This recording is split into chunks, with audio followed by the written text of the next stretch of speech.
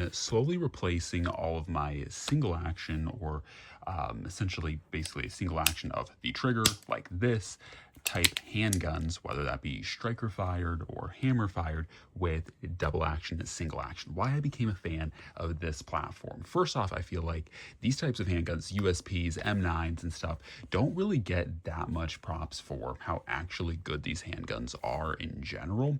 But for the most part, there's a few reasons why I really like carrying these types of handguns over something more traditional. The first is that there's very little reliance on a safety with, of course, something like this, especially with how light this trigger is. You definitely, if you're carrying with one in the chamber, want the safety on. And when you present the handgun, if you're carrying or you need to use it quickly, you have to ensure that you remember to deactivate that safety, then be able to pull the trigger, right? Well, the cool thing with double action, single action handguns, you can carry with one in the pipe, and of course, this gun is clear, but this is just a decocker, so all you have to do is just pull the trigger, and that's all you have to think about. You don't have to think about deactivating anything, switching anything off.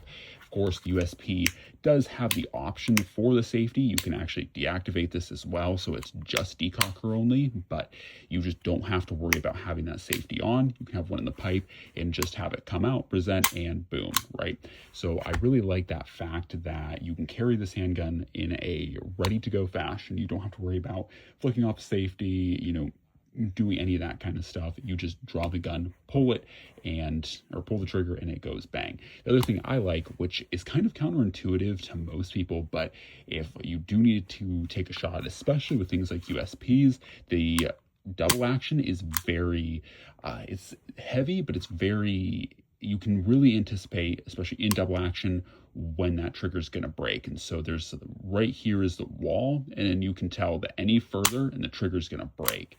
And so that's what I really like, that if you have to draw out this gun and you do need to take a further shot, say on something like a bear or a charging animal, you can have the hammer back like this, and then just a little bit further pull, and the gun's going to go bang. So why this is important is not so much that you should pull a gun and have the hammer drawn back like this. Don't do that. But in a self-defense situation, if you do need to take a longer shot, you know that right here is the wall, and boom, right? You know that it's going to break right there. And so you can anticipate when you draw the gun that you know that your trigger is going to break, if it goes any further. And so once again, if you have to take that longer shot on a charging animal, you know what's going to happen with your handgun.